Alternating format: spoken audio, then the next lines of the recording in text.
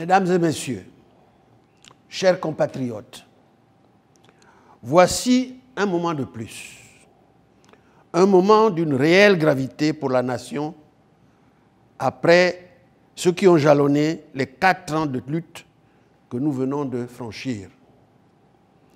En raison de cette gravité, je tiens à souligner que mon allocution s'adresse aussi bien au peuple gabonais qu'à la communauté internationale qui donne l'impression de fermer les yeux sur la question de cette crise sans précédent que connaît le Gabon depuis 2016.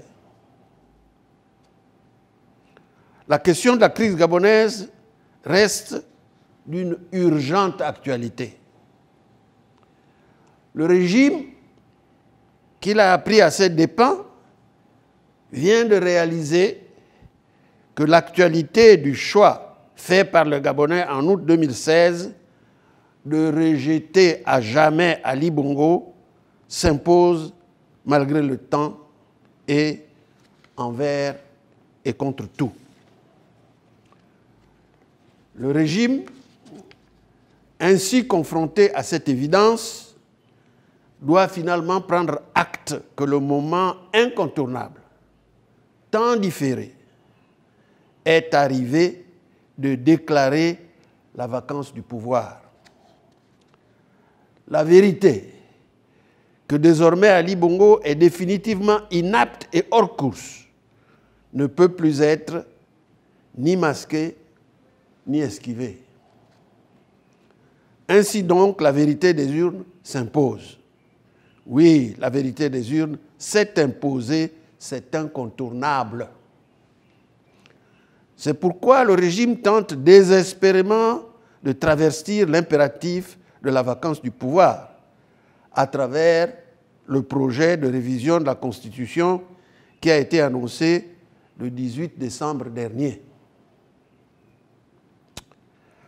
Face à cette énième et grossière manœuvre, il me faut le dire à nouveau à la face du monde entier, qui sait que c'est moi qui ai gagné les élections d'août 2016.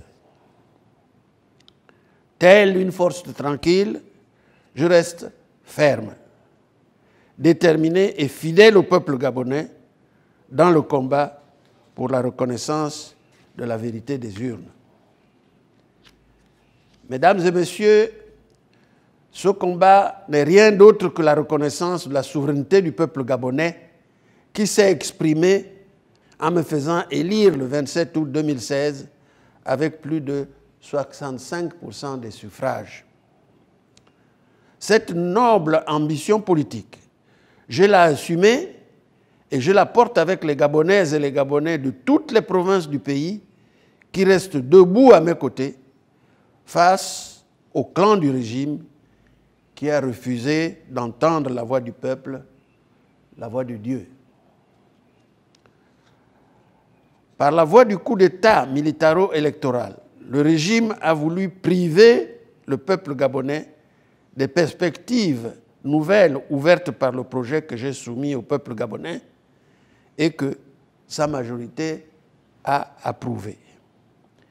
Le Gabon à l'abri de la peur, le Gabon à l'abri du besoin. Mesdames et messieurs, plus de 4 ans après, le régime n'est pas parvenu à bout de la résistance des nouvelles générations qui veulent devenir maîtres d'un avenir dont ils sont depuis trop longtemps privés. Une résistance qui est aussi celle des femmes. Une résistance qui interpelle les cadres et les compétences qui souffrent en silence. Une résistance qui, en définitive, c'est de toute une nation qui croit farouchement à la nécessité de reprendre son destin en main et qui veut absolument en sortir au bout de cette année 2020 qui s'achève. Quand on est patriote, quand on est l'ami du Gabon, il faut être sourd ou complice des malheurs de toute la nation pour ne pas sentir cette pression désespérée du peuple gabonais qui veut se libérer. Se libérer. Enfin, enfin, enfin. Plus de 4 ans après, devant la résistance debout, le régime plie, s'égare et sombre. L'incapacité d'Ali date d'octobre 2018. Sous le regard de la communauté internationale, bien informée et parfaitement conscient à cet égard. Aujourd'hui, nous sommes tous témoins de l'initiative de ce projet de révision de la Constitution, qui est clairement une nouvelle tentative de contourner l'essentiel et de retarder en vain l'échéance inéluctable. Je rappelle qu'en 2009, la vacance du pouvoir n'a pas donné lieu à une révision de la loi fondamentale. Mesdames et messieurs, garant des institutions, dans toutes mes adresses depuis plus de 4 ans, je ne viens pas devant la nation parler des sujets qui relèvent de la polémique et des petites querelles politiques. Je ne dérogerai pas à cette règle. Cependant, considérant que la manipulation méprisante des institutions, faite d'amateurisme, est une constante de ce régime, très dommageable pour nos institutions, je relève que ma pesanture sur ces détails de ce nouveau coup porté au respect de nos institutions et au prestige de nos institutions ne présente aucun véritable intérêt digne de ce nom. Cependant, devant le peuple gabonais et la communauté internationale, je condamne fermement, sans embâche et en bloc, le principe même de cette révision constitutionnelle qui est pour moi, du point de vue de la crise politique institutionnelle, nulle et non avenue.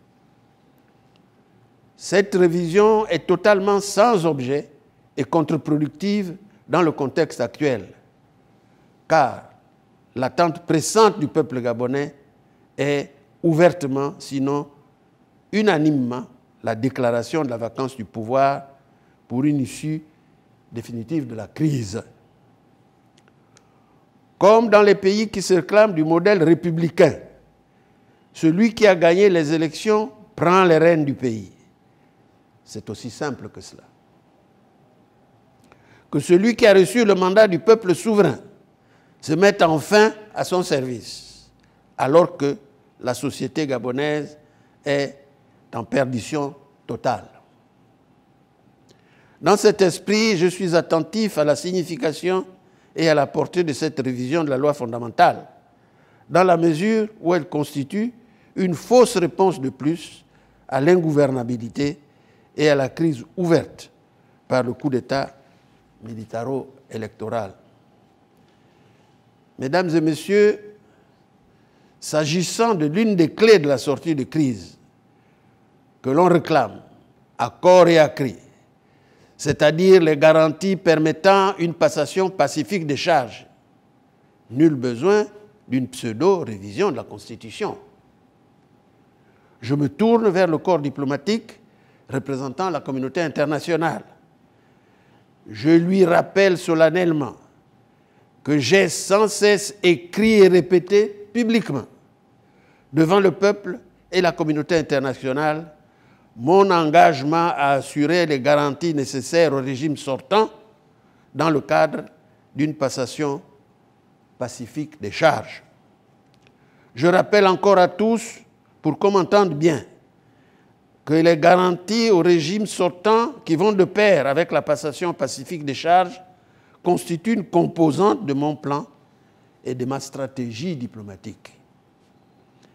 Ainsi, je ne suis pas seul à y travailler et j'en suis le garant avec l'appui de nos partenaires.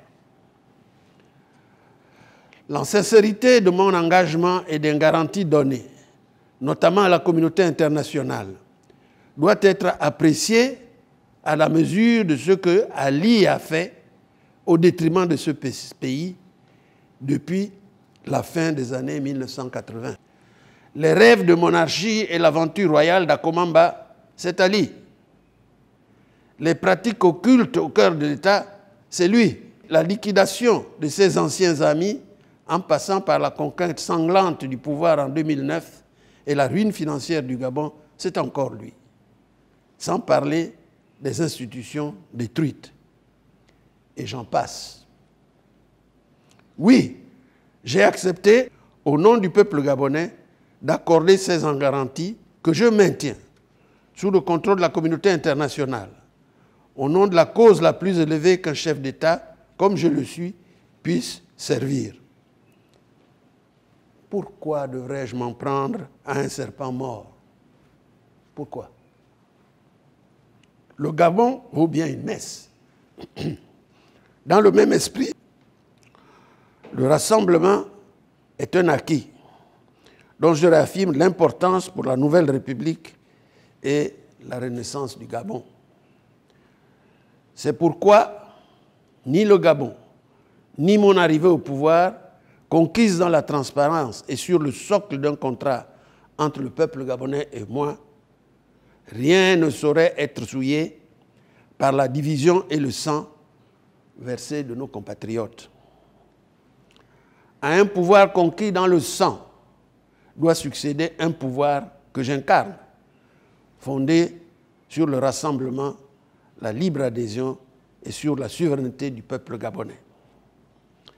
À cet instant, je pense à la noble promesse de Nelson Mandela pour une autre terre d'Afrique que, je le cite, « Jamais, plus jamais et plus jamais cette belle terre ne connaisse à nouveau l'oppression des uns par les autres. Le pardon plutôt que la vengeance. » Chers compatriotes, en période normale, ou dans le contexte de la vacance du pouvoir, l'état de droit doit rester le fondement des institutions et la sécurité de ceux qui et celles qui sont placés à la tête des institutions, et non des dispositions législatives d'exception. Dans le cas présent, le peuple gabonais n'a qu'une seule attente. Le Sénat, l'Assemblée nationale, la Cour constitutionnelle doivent déclarer la vacance du pouvoir. C'est en cela que ces institutions resteront conformes à l'état de droit, d'une part, au service de la République et des citoyens, d'autre part. Elles mériteront alors la considération de la nation. Chers compatriotes, ce qui importe et qui ne peut être caché, c'est que le peuple gabonais a bien compris que le régime et les clans qui sont à son service sont acculés à prendre acte, selon leurs propres termes, de, je les cite, certains événements majeurs qui ont impacté le fonctionnement régulier des institutions et des pouvoirs publics. Ces événements majeurs sont notamment le coup d'État militaro-électoral de 2016, l'incapacité d'Ali Bongo depuis octobre 2018, le blocage des institutions devenues fantomatiques, la ruine financière et économique du pays et la sombre image de notre vivre ensemble. Mesdames et messieurs, mes chers compatriotes, pour le peuple gabonais, nous sommes au terme de l'année 2020. La nuit s'achève et doit faire place à l'aurore qui se lève. Ceux qui gagnent du temps n'en mesurent pas les risques pour notre pays ou s'en moquent.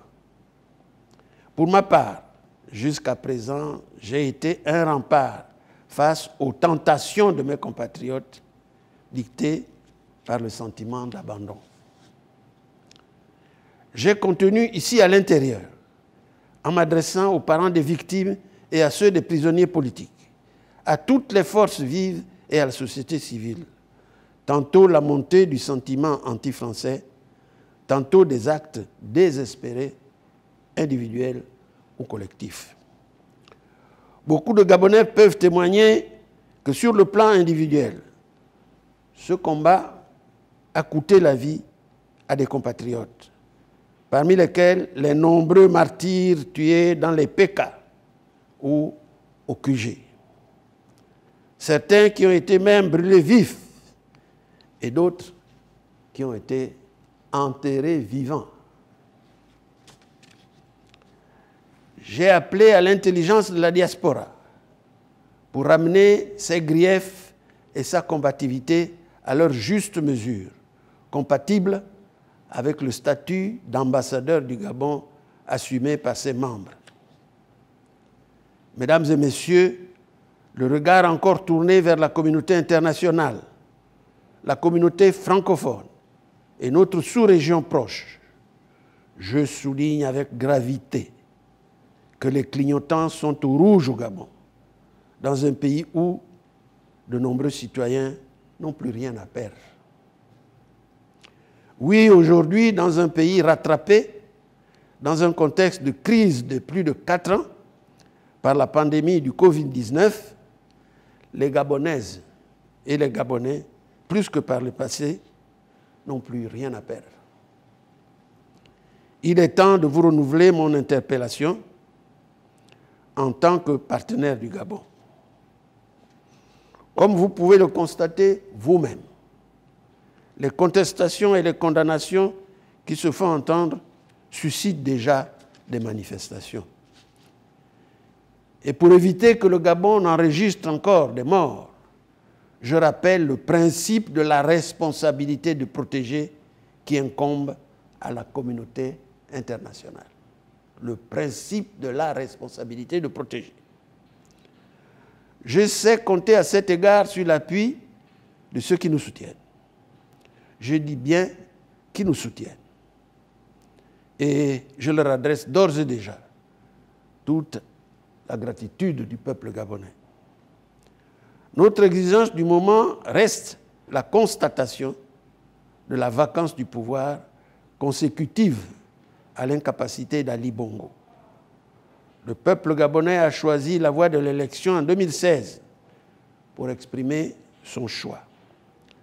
La réponse du régime aux Gabonais, qui l'ont payé cher et sous les yeux de la communauté internationale, a été une attaque, un assaut militaire.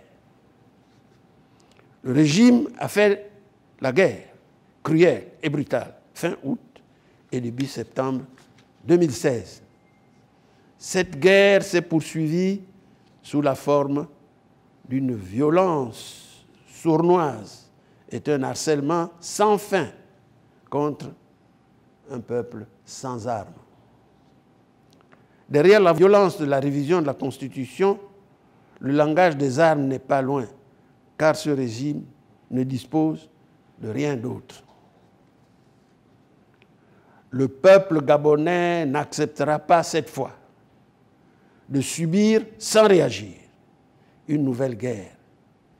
Il peut compter sur ma compréhension, car aucun groupe de citoyens ne peut s'arroger le monopole de la violence sur les autres. Chacun, à commencer par la communauté internationale, comprendra que, pour ma part, j'ai assez donné. Alors adviendra ce qu'il pourra. Car plus de 4 ans durant, le monde entier a vu le peuple gabonais résister dans le cadre bien compris de la légalité. En encourageant cette voie, j'ai fait preuve de responsabilité. Si je suis contraint à la légitime défense, avec le peuple qui me soutient pleinement depuis plus de 4 ans, je serai contraint d'en prendre la tête. Je serai contraint d'en prendre la tête. Que les mains de nos ancêtres bénissent le Gabon et protègent leurs enfants en nous préservant de ces mauvais présages. À la veille de la fête de Noël, sans être à la fête, l'esprit des Gabonais ne peut manquer de voir l'espoir et la renaissance du Gabon dans les symboles du temps de Noël. Il n'y a pas meilleur souhait que celui de cette renaissance. Vive la République, vive le Gabon, que Dieu bénisse le Gabon.